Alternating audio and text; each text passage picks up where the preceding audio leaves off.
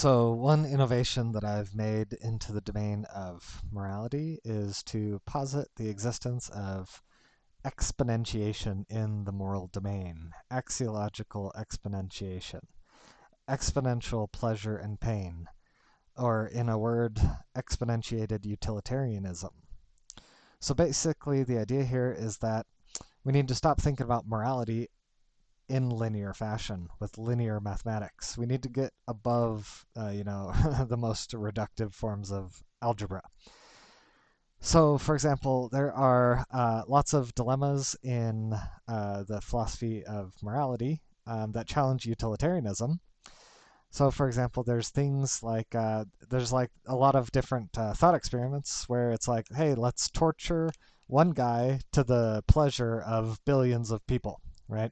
And so it's kind of like we give like 1 unit of pleasure to, 8 billion people in exchange for maybe like torturing this one individual a level of 10 of pain for who knows how long, maybe a year.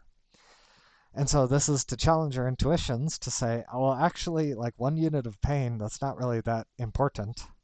And like a level 10 of pain, like torture, that's like really important. It's like, wait a second, our moral intuitions want to say, actually, torture's bad, so no torture. But the utilitarian calculation says, but look at 8 billion units of pleasure. 8 billion times 1 unit is just this massive wave of pleasure. It's like mathematically, it's the right thing to do according to utilitarianism. Well, I think that this is basically the failure of linear math. Why are we comparing 1 versus 10? Like, why are we on a 1 to 10 scale? Is this like we're rating how attractive people are? Like, we need to get better metrics for how to do these things. So I think that within your own self, you can tell that some things are exponentially worse or better than other things, and that increases their value by a large degree. So like if you are basically the mathematics of saying torturing someone for a year is worse than giving pleasure to 8 billion people, what you're saying is that we have to exponentiate the value of that pain. Like the badness of that pain is exponentiated in order to surpass 8 billion units, right? And when we exponentiate numbers, we put an exponent on it, and as we increase it, it goes towards infinity. And so it's possible to overcome these large scale dilemmas by exponentiating the moral weight of the extremes. So I mean, you can debate how to scale it. It's like what size of an exponent is appropriate, but eventually, like our moral intuitions, we can fit the data to our moral intuitions. So when you fit the data, what we're basically saying is we think we know what the answer is, and then we're going to try to adjust the math to where it fits what we think the answer is.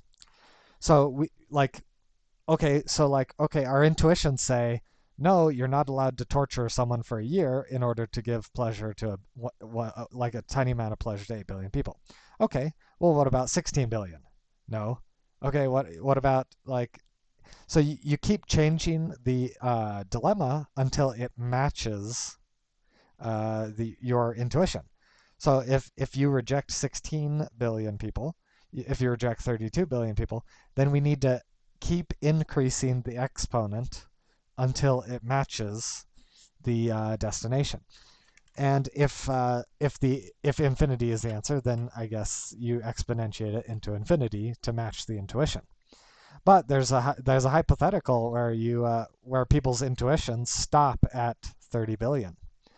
Or you could change the pleasure units. You could so you can change the variables of the dilemma, and there is always going to exist some mathematical formation that will match those intuitions.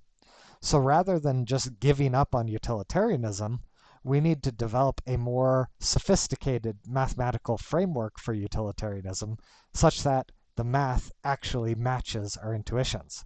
Because actually, our intuitions are the authority here, not the axioms of utilitarianism in general sense.